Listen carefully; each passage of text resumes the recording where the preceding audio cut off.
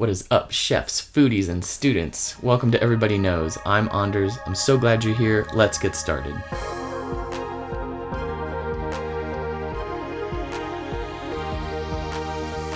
Today we are talking about the ingredient sorrel.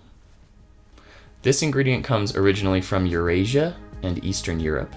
It is currently well known in Asian, European, and North American cuisines, but if you are investigating origins and cultures, be sure to research the time period as well, since many foods are brought to cultures from elsewhere or developed over time.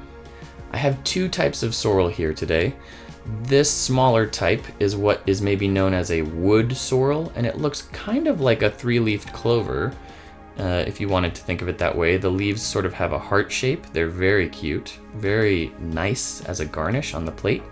And this one is more like a garden type of sorrel or a sheep type of sorrel, so completely different looking. I don't know how much these are actually related, but they are both referred to as sorrel because of their taste and aroma. They are very similar. When we're looking at sorrel, we expect to see a nice healthy green leaf. We expect to not see it all wilty or bruised or browning or scratched or anything like that. It should just look like a nice, clean, healthy green leaf. In terms of aroma, not much right off the top. You actually have to break it down a little bit to get at the aroma. So I am going to have a little bit. It's amazing how much that tastes like a Granny Smith apple. The tartness, and I can't remember which acid it is, has that sort of green apple note sort of linked to it, but it's right on the money. And aromatically, I think there is just a touch of leafy green that would separate this from green apple proper. I don't think that this belongs right with green apple on the wheel because it lacks some of the fruitiness of a green apple, but that's really darn close. I also want to taste one of these just to confirm. Very similar. No noticeable difference, in my opinion, between the two. This one also has some really pretty yellow flowers on it. I'm gonna try one of those. Very nice. So you could easily use the flowers as a garnish as well. The base of the flower also has some good body to it in terms of when I crunch down, it has a nice sort of pop. But both very nice. Both, very close to a green apple, with just a hint of maybe spinachy green, leafy green aroma. Let's have a look at our universal aroma wheel. So when we look at the wheel and we look for sorrel, it isn't there. It's not there. It's not. It has escaped the gaze of the wheel. But in all honesty, it isn't on here yet. And so this is something to be added for the future versions. If the world / the committee / I think that it deserves its own little slice. I think if we were to put it in the spectrum, it would definitely be in vegetative. It would be more in herbaceous than floral.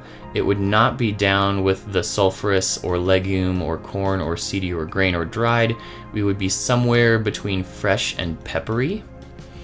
And I think because it doesn't have a ton of aroma beyond the red apple kind of vibe, it would probably be somewhere in the lettuces, the leafy greens, maybe towards watery, probably not towards celery, maybe closer to green pepper. It's kind of hard to say. It definitely doesn't have the pepperiness that any of the radishes or peppery greens have, so it would probably be somewhere within leafy green or closer to watery. Fascinating, eh? The process, it continues.